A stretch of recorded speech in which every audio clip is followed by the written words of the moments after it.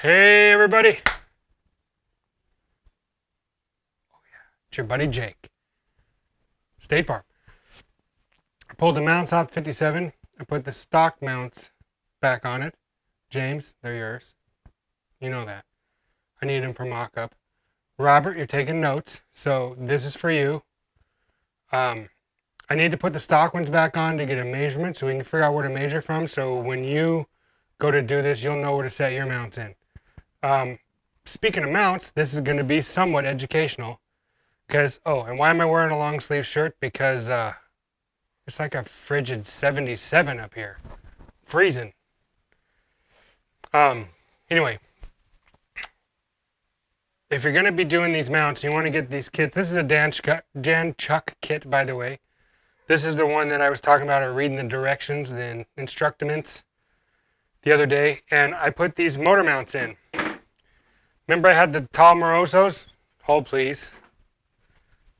Close the drawer. Tall Morosos. Where's my how long or more stick? Oh, there it is. I see it. How long or more. Okay, so these are stock, short, wide. They are roughly 2 5/8 inside. 2 5/8. To the bowl hole. 1 5/8, 1 3/4, whatever that measurement is. That's what they're trying to copy. These came on, let's see, everything GM did from 58 to 72. I think 73 they went to those, and I'll put a picture of those. They're a rubber mount that sits on the frame. They have a hole through them. They're big. They have 4 bolt holes, and they have a crossbar. And they use what's called a saddle style mount. These use a pedestal mount. Similar to, not this thing, but they kind of look like that, and they mount off the frame, and they're bolted on, and they have a step and a hole through them. 67 to 72 Chevy trucks use a similar mount like this, but they bolt through this way, through the pedestal, up into it, off the frame, with a single bolt. They bolt here and they bolt through the pedestal. There are different heights of pedestals, depending on if it's a big block, small block, Chevelle, Camaro, Nova, what year in Chevelle, Nova, whatever, blah, blah, blah. These are the most common. Part number, most aftermarket part numbers is a 2267. That's what these are. The GM part number, actually these are 2285s. Excuse me, these are 2285s. There's also a 2267, which is I think they're 2 5/8 in this, and they're the other slightly different one. There's actually 3 of these generation, but this one, the 2285 and the 2267, are almost exactly the same mount. They're really similar. They're interchangeable. This is slightly wider. I think this might be closer to 2 3/4, but they're the same setup. In this box is a 2283.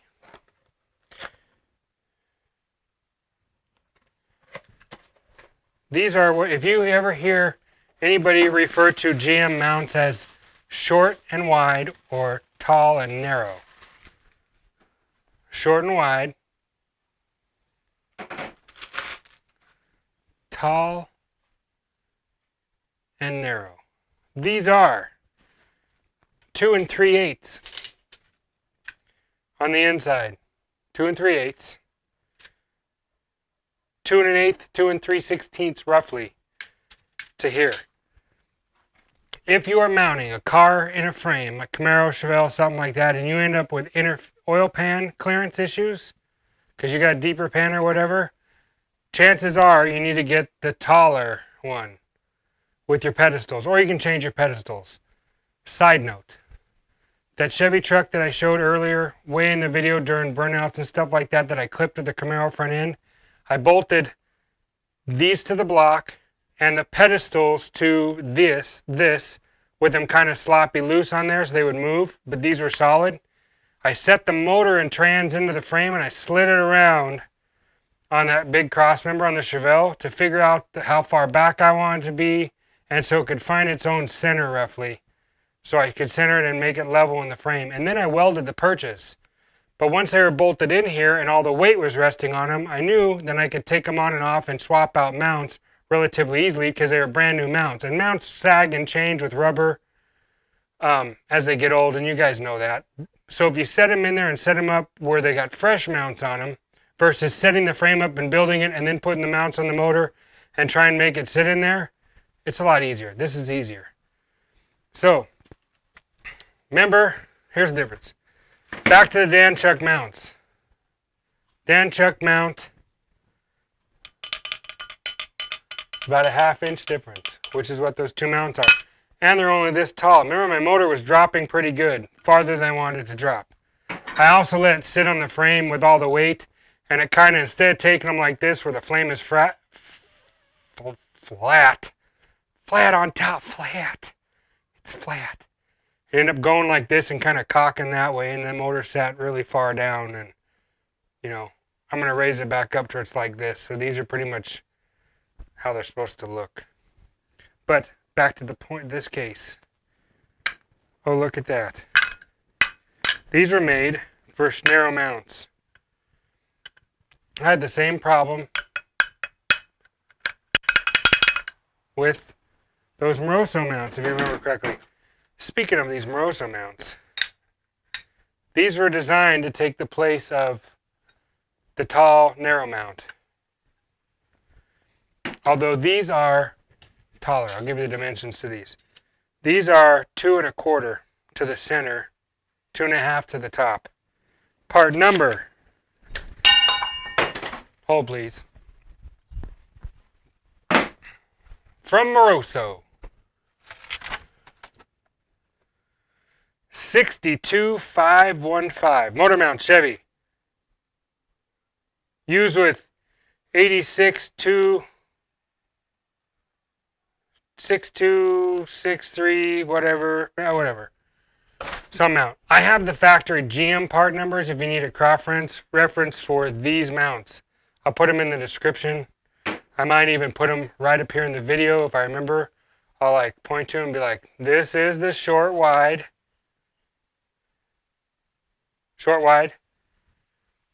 actually short wide because I'm low, tall, skinny. I'll put the numbers here somewhere so you can see it. Factory GM numbers. What I found out, this particular tall, skinny number, if you're going to go look the tall, skinny mount, not that one, here's the difference. You see those? Quite a big difference. This is roughly an inch. Application, like I said, everything 58 to 72. This fit first gen Camaros, high performance 302, high performance 350, big block. That's what these are for. Big oil pans, whatever, I don't know what the difference was, but that's what these came on application. 2283. 2267, most normal. This one, an equivalent in between of both those. This, tall and narrow. But that's what you got. So if you're taking notes, Robert, talking to you, that's what you want to know. I'm going to shave this down because they made this too long, roughly by, well, let's just figure out what this, how long or more will tell me. 2 1/2 inches exactly. And I need to be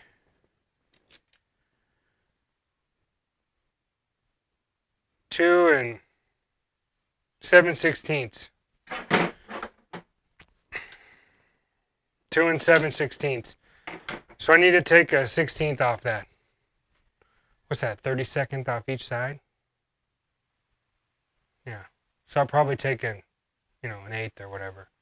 And then that'll let me position the motor. And then I'm going to put it back in and weld it where it's supposed to go. Or actually set it back down, and hopefully it sits roughly where the stock mounts are. I'm going to mount it on the stock mounts the way they are because I know I have two things. One, I know the angle is correct for the core support for the factory, 4 degrees. Some cars are 3, this is 4. Remember the quiz later. And the stock, my Hooker Super Comps, my fender well headers, will clear the steering box and everything else because they were designed for factory mounts or factory location, height, whatever. Or farther forward, but I don't like farther forward. Anyway, so I'll put it in so it stays in this location, and I'll pull these mounts out and they'll go away. There's another thought, another thing. I could run these stock front mounts and the rear tranny mount and the rear mount on the tail shaft.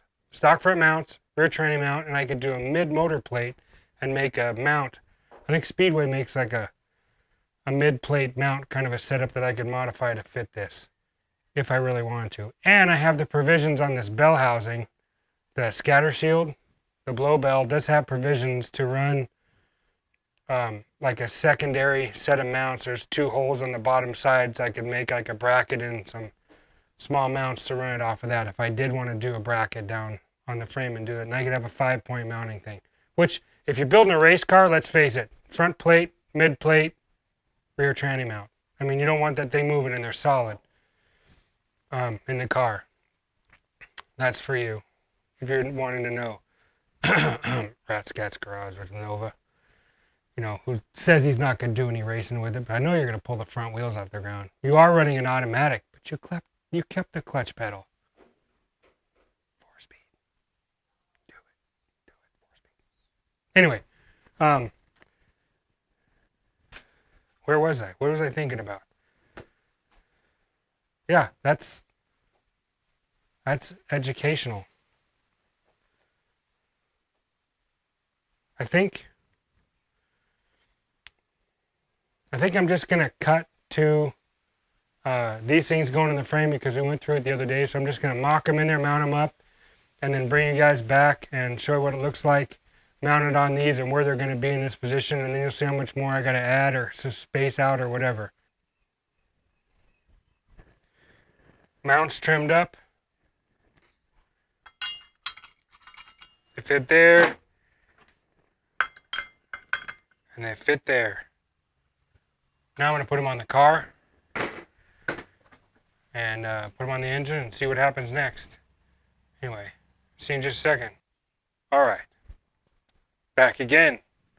So it's not welded in, but you can see the gap is way, way less down there. It is still on these front mounts. Actually, they're just loose on there. So what I did was I took a 2x4 and 1/4 inch under this pulley, and that's what it's sitting on. The 2x4 is kind of straddling the V,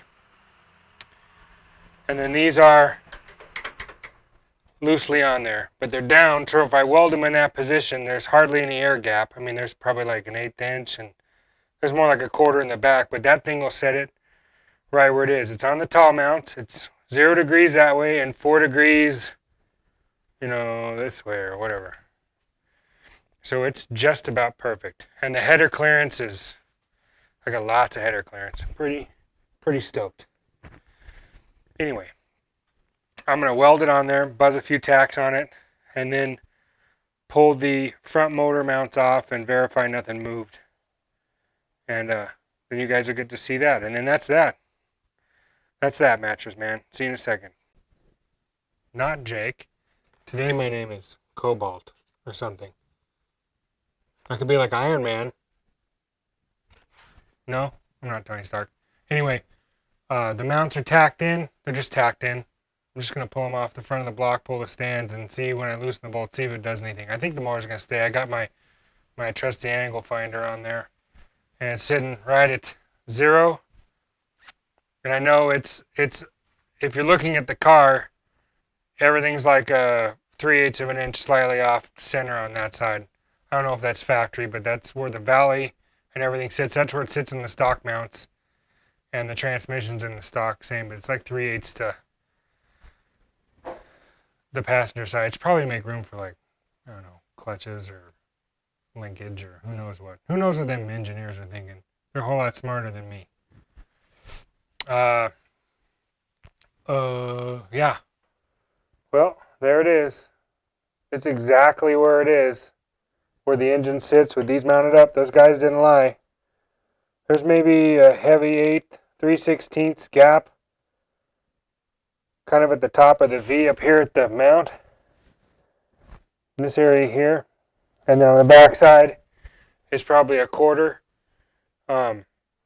But it touches like this. The frame kind of slopes this way and down. So a perfect angle. And the way that it is, they're pretty decent. Like it's sitting on there, and where it makes contact, I tacked it in. All in all, it sits exactly where it was. Header's clear, plenty of clearance. It's the right angle this way. This is parallel to the radiator parallel. I'm pretty stoked. And there you have it. It's tacked in, sitting in the same location. Boom. Straight up, now tell me. Don't you really want to love a 57 forever? Hopefully it's not a hit and run. Anyway, that's what's going on right now. I'm putting my toys away. My tools are going away. This little grinder's going to go away. I'm wrapping it up while I'm wrapping it up. Wrap it up, I'll take it. Fabulous Thunderbirds.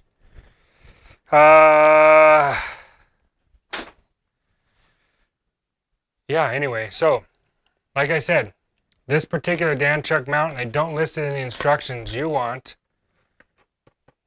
this here mount. 2283. And like I said, I'll tell you in the description below, and I'll put it in the screen what the factory part numbers are. So for those of you taking notes, Robert, you'll know that what you need to get when you do this, because it fits in there just like that. If any of you guys get to doing this, I actually added in my about me or whatever page, whatever if you pull up my channel and it goes something video, something community, blah blah blah, the far one over there, about or who am I or whatever, my email's in there. So if you need to contact me or whatever, and you want to ask me questions or send me pictures, or you want me to send you stuff back and forth, we can communicate that way through email. And then, yeah, that way if you got some other questions or whatever about this, you need to see something specific, I can run here real quick, snap a picture and email it to you, or take a measurement with a tape measure or something you want to know for you doing yours. Let's do that. Anybody watching this, you want to contact me, do it through email.